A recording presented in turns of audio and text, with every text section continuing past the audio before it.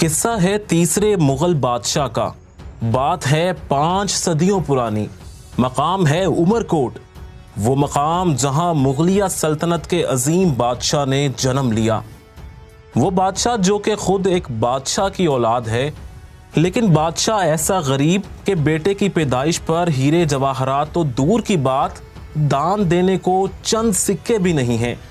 ऐसा बादशाह के जिनके यहाँ बेटों की पैदाइश पर खजानों के मुंह खोल दिए जाते थे, बेटे की पैदाइश पर खाली जेब देखकर सिर्फ मुंह खुला रह गया।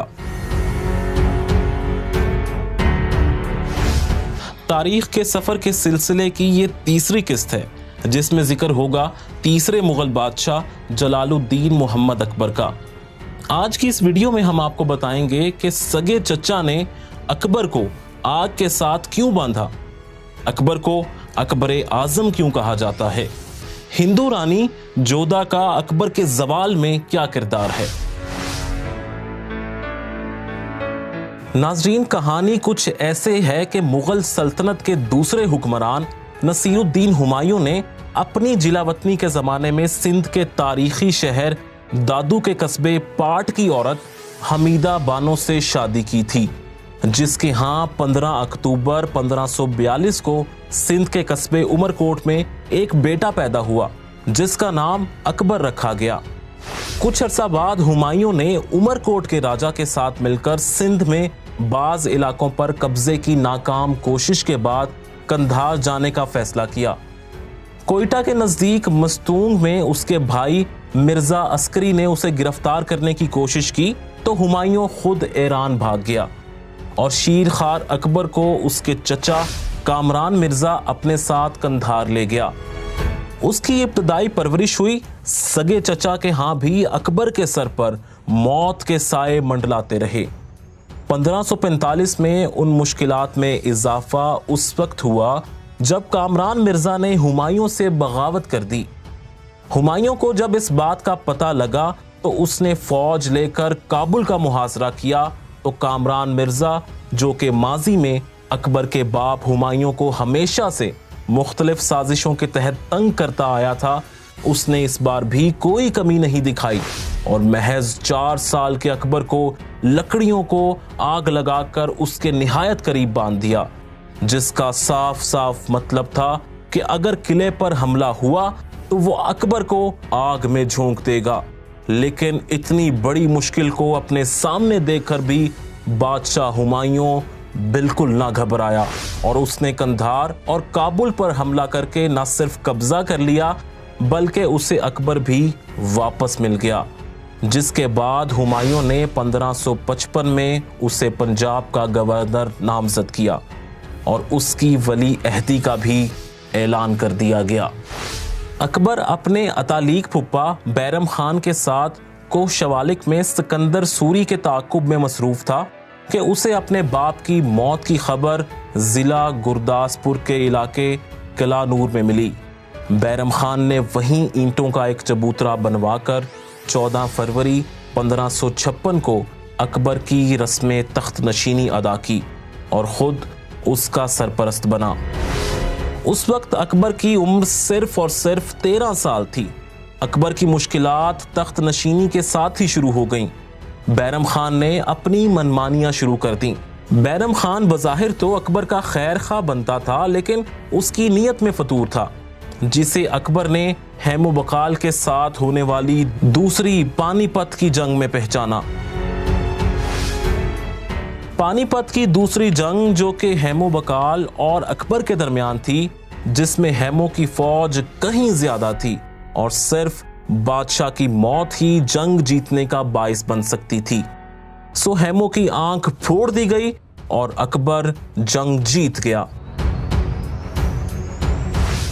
इस सारी सूरत हाल में जो एक बात अकबर मुसलसल जांच रहा था वो बैरम खान की जानिब से मिलने वाली शदीद किस्म की हिदायत थीं, जिसमें हारने वाले और इल्हाक न करने वाले बादशाहों के सर कलम करना सरे फहरिस्त थे। सो अकबर ने जल्द ही तंग आकर बैरम खान को उसकी तमाम सरगर्मियों से आज़ाद कर दिया और हज पर भेज दिया, जहां जल्द ही मक्का के सफर के दौरान अनजान काफले ने बैरम खान को कत्ल कर दिया। जबकि कुछ मौरखीन का यह भी कहना है कि यह हमला बादशाह अकबर ने ही करवाया था।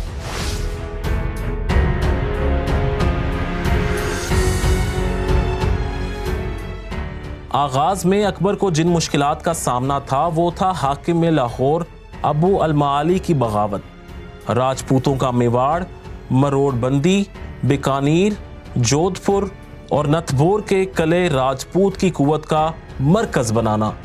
एक तरफ राजपूत अकबर के खिलाफ तंजीम साजी कर रहे थे, जबकि दूसरी तरफ कश्मीर और सिंध के हुक्मरान बागी हो चुके थे। गुजरात, दक्कन और जियानगर की रियासतें भी अकबर के खिलाफ थीं। अकबर का उससे 2 साल छोटा कमसिन सुतेला भाई, जो काबुल और कंधार का गवर्नर था, वो भी हिंदुस्तान की हुकूमत का ख्वाहिशमंद था। लेकिन पुरअज़्म जलालुद्दीन मोहम्मद अकबर ने निहायत जवामर्दी के साथ दुश्मनों का मुकाबला करना शुरू किया और एक के बाद एक को ठिकाने लगाना शुरू कर दिया। सबसे पहले हेमू बकाल को पानीपत की दूसरी लड़ाई में शिकस्त दी, जिसका हमने इस वीडियो के आगाज में जिक्र किया। फिर मशरिक में आदिल शाह सूरी को खदेड़ा और फिर अपनी सल्तनत को वुसअत देनी शुरू की। 1556 में दिल्ली, आगरा, पंजाब, फिर ग्वालियर, अजमेर और जौनपुर बैरम खान ने फतह किए। 1562 में मालवा, 1564 में गोंडदाना, 1568 में चित्तौड़, 1569 में रणथंभौर और अलनजर, 1572 में गुजरात, 1576 में बंगाल, 1585 में काबुल, कश्मीर और सिंध, 1592 में अड़ीसा, 1595 में कंधार का इलाका, फिर अहमदनगर, असीरगढ़ और दक्कन के दूसरे इलाके फतह हुए और अकबर की सल्तनत बंगाल से अफगानिस्तान तक और कश्मीर से दक्कन में दरियाए गोदावरी तक फैल गई। यहाँ से आगे 50 साल की जिद्दोजहद है। जलालुद्दीन अकबर ने एक तरफ सल्तनत को वसी और मजबूत बनाया तो दूसरी तरफ अपनी अजीम इंतजामी इस्लाहात, अक्लमंदाना हिकमत अमलियों और शानदार तामीरी कारनामों से सल्तनत मुगलिया को अजमत बख्शी और सुनहरी दौर का आगाज हुआ। उसने सल्तनत को बेहतर इंतजामात के लिए राजा टोडरमल, जो चूनिया का एक बहुत माहिर हिसाबियात था, उसके जरिए तमाम मुल्क के इलाकों की पैमाइश करवाई और रियासत को 14 सूबों में तकसीम कर दिया। अकबर आंधी और तूफान की तरह एक के बाद एक रियासत को फतह करता जा रहा था तो उसने रियासत मेवाड़ पर हमले का सोचा। अब रियासत मेवाड़ की हुक्मरानी, जो कि राणा सिंगा का बेटा राणा बिक्रम हार चुका था, भतीजे राणा बिन बैर ने हुकूमत संभाली थी और हुक्मरानी अपने ही पास रखने की गर्ज से अपने चचा राणा सिंगा की औलाद को ख़त्म करने के लिए शीरखार उदय सिंह को मारना चाहा। लेकिन एक खादमा पन्ना देवी ने अपने बच्चे की कुर्बानी देकर मेवाड़ के असल हुक्मरान उदय सिंह को बचा लिया। 13 साल की उम्र में राणा उदय मंजरे आम पर आया तो उसे चित्तौड़ के तख्त पर बिठाया, लेकिन ये भी नालायक हुक्मरान साबित हुआ। उदय सिंह के कई बेटे थे, लेकिन राणा प्रताप को उमरा ने तख्त नशीं कर दिया। राणा प्रताप ने सल्तनत अकबरी का 25 साल मुकाबला किया और इसका ऐलान था कि जो राजपूत शहंशाह अकबर की अताअत करेगा वो हमारा दुश्मन है, इस खानदान से हमारा कोई ताल्लुक नहीं। राणा प्रताप सिंह और जलालुद्दीन अकबर के दरमियान हिंदू मत और इस्लाम की जंग नहीं थी, ये मुगल सल्तनत और रियासत मेवाड़ की जंग थी। इसलिए राणा प्रताप का एक सिपा सालार, एक मुसलमान हाकिम खान सूरी और अकबर की फौज का सिपा सालार एक हिंदू सालार मान सिंह था। अकबर एक मजहबी लगाव रखने वाला इंसान न था, उसका वाहिद मकसद हिंदुस्तान का वाहिद शहंशाह बनना था और वो इसी सिलसिले में ख्वाजा मोइनुद्दीन चिश्ती अजमेरी के मज़ार पर दुआ के लिए हाजिरी दिया करता था। इस बार भी वो करीब मौजूद रियासतों पर अपने फैलाव के लिए दुआ के लिए हाजिर हुआ कि वापसी पर बादशाह अकबर की जयपुर के हाकिम राणा बिहार मल से मुलाकात हुई। बिहार मल अकबर से इल्हाक का ख्वाह था, लेकिन अपने करीबी हामियों से इल्हाक खत्म होने के बाद वो अकेला ही अकबर से मिला और पहली ही मुलाकात में अकबर को अपनी बेटी जोधा का हाथ थामने को कहा। अचानक बेटी के रिश्ते की पेशकश पर अकबर हैरान हुआ, लेकिन सल्तनत के फैलाव को बुनियाद बनाते हुए उस रिश्ते से हाँ कर दी और जोधा का नाम तब्दील करके मरियम ज़मानी रखा। अकबर की जोधा से शादी भी हुई और रियासती इत्तेहाद भी।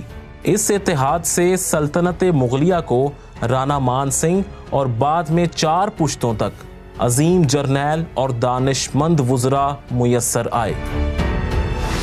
अकबर, जो कि पहले ही दीन से दूर था, एक हिंदू औरत से शादी पर उसने तमाम इस्लामी तालीमात बालाए ताक रखी और हिंदू मजहब की सरपरस्ती की। खुद तिलक लगाया और महल में मंदिर तामीर करवाया, उनकी रसूमात को मनाया, यहाँ तक कि जोधा से निकाह से पहले 7 फेरे भी लगाए और मांग में संदूर भी भरा। मौरखीन का कहना है कि यही वो वजूहात थीं जिनकी वजह से अकबर को मुसलमान बादशाहों में खासा नापसंद किया जाता है। तारीख में मौजूद है कि अकबर की बेगम जोधा ने आखिरी दम तक ना तो कलमा पढ़ा और ना ही इस्लाम कबूल किया। जलालुद्दीन अकबर का महदूद मजहबी इल्म उसकी राह में रुकावट बना और उसने शरीयत की तशरीहात और फ़रोई इख्तलाफात में मुसलमान उल्मा के इख्तलाफ से तंग आकर 1579 में दरबारी उल्मा के दस्तखतों से एक फतवा ऐलाने मासूमियत जारी करवाया और इस्लाम की तावील और तशरीह और मजहबी अमूर के फैसले के गैर मामूली इख्तियारात हासिल कर लिए। जिन लोगों ने इस इक़दाम की मुखालफत की उन्हें फांसी पर लटकवा दिया गया। 1581 में शहंशाह अकबर ने अपना हल्का इदारत तौहीद इलाही के नाम से कायम किया। इसके तहत पहला अकीदा खुदा एक है, दूसरा अकीदा शहंशाह अकबर इस दुनिया में खुदा का नाइब है। दीन में दूसरी हैसियत अकीदा रिसालत को ख़त्म कर दिया गया। इस दीन इलाही के अहम अहकामात ये थे कि बैत के लिए माथे पर तिलक लगाकर इतवार की दोपहर को पगड़ी हाथ में पकड़े बादशाह के दरबार में हाजिर होना और इससे पगड़ी बंधवाना और अल्लाह अकबर वाला तमगा पाना। सलाम का तरीका अल्लाह अकबर कहना और जवाब में जल्ला जल्ला कहना है। जिंदगी के दौरान ही अपनी रस्म 40वां अदा करना, दावत करना, यौम विलादत धूमधाम से मनाना, मुर्दे को दफन करने के लिए पहले उसके गले में कच्चा अनाज और पत्थर बांधकर उसे दरिया में डालना ताकि उसके गुनाह धुल जाएं, लाश फूल जाने पर उसे जलाना या दफन करना, लेकिन इस तरह के सर मशरिक और पांव मगरिब की तरफ हों। आम हालात में भी इसी तरह नींद के लिए सोया जाए। गोश्त खोरी ममनू थी। शादी की कम अज कम उम्र लड़के की 16 साल और लड़की की 14 साल करार पाई। मंगनी के लिए भी 12 साल कम अज कम उम्र थी। आज़ान और बाजमात नमाज पर पाबंदी थी। सजदा सिर्फ बादशाह के लिए था। रोज़े पर पाबंदी, हज गैर ज़रूरी और ईदैन की नमाजें ख़त्म कर दी गईं। मसाजिद के दरवाज़ों पर हिंदू चौकीदार मुतय्यन कर दिए गए, उनको मुखफिल कर दिया या अस्तबल बना दिया। ईद की बजाय जश्न नौरोज़ को सरकारी त्यौहार करार दे दिया गया। मोहम्मद और अहमद के नामों पर पाबंदी आयद कर दी। खुद भी अपने नाम से इसमें मोहम्मद खारिज कर दिया। अकबर बहुत निडर था, कोई भी रिस्क लेने से नहीं डरता था। अकबर ने एक इबादत खाना भी बनवाया जिसमें हिंदू, मुस्लिम, ईसाई बल्कि दहरियों को भी बहस करने की खुली इजाज़त थी। ये दिलचस्प बात है कि अकबर वाहिद शहंशाह था जो कि अनपढ़ था। शायद इसीलिए अकबर को एक दाना और साहिब फरासत बादशाह कहा जाता है। अकबर अदब व सकाफत का रसिया था और उसने फ़लसफ़े, मज़ाहिब, तारीख़ और सियासत की किताबें सुन रखी थीं। हिंदू मौरिखीन अकबर की तारीफ करते हैं और इसके इक़दामात को हिंदू मुस्लिम इत्तेहाद की कोशिश करार देते हैं, लेकिन सिर्फ चंद हजार अफराद ही अपनी मजबूरियों और लालच के बाइस इस दीन इलाही का हिस्सा बने। हत्ता के राणा मान सिंह ने भी इसे कबूल न किया और कहा, मैं बादशाह का वफादार मुलाजिम हूं, अगर वो चाहे तो मैं इस पर जान कुर्बान करने को तैयार हूं, अगर वो हुक्म दे तो मैं हिंदू मत छोड़कर इस्लाम कबूल करने को भी तैयार हूं। लेकिन मेरे नज़दीक इस मुल्क में दो मज़ाहिब हैं, एक हिंदू और एक इस्लाम। बादशाह का हल्का इदारत कोई मजहब नहीं। एक अच्छी जिंदगी और तवील तरीन बादशाहत गुजारने वाले बादशाह के आखिरी अय्याम कोई ज्यादा खुशकुन नहीं थे। अजीम सल्तनत के बादशाह को उसके 9 वजीर, जिन्हें वो 9 रतन कहा करता था, उनके पे दर पे अमवात ने उसे गमजदा कर दिया। मजहब से दूरी ने उसकी नस्ल को भी उजाड़ा, क्योंकि शहजादा मुराद और शहजादा दानियाल बुरी सुहबत का शिकार हुए और अकबर की आंखों के सामने कसरत शराब नोशी की वजह से नौजवानी में ही जान से गए, जिसने अकबर को निढाल कर दिया। जिसके बाद अकबर ने अपने तीसरे बेटे शहजादा सलीम पर ख़ास नज़र रखी और उसे बुरी सरगर्मियों से रोकने की बहुत कोशिश की, जो इस हद तक तो कामयाब रहीं कि शहजादा सलीम जिंदा रहा। अकबर का समझाना अकबर के अपने गले पड़ा और सलीम ने बाप के खिलाफ ही अलमे बगावत बुलंद किया। और ये एक ऐसा झटका था जिसे एक कामयाब तरीन और मकबूल बादशाह बर्दाश्त न कर सका। और 27 अक्टूबर 1605 को 63 साल की उम्र में जलालुद्दीन अकबर के जलाल को ज़वाल आ गया और वो इस जहाने फ़ानी से रुखसत हो गया।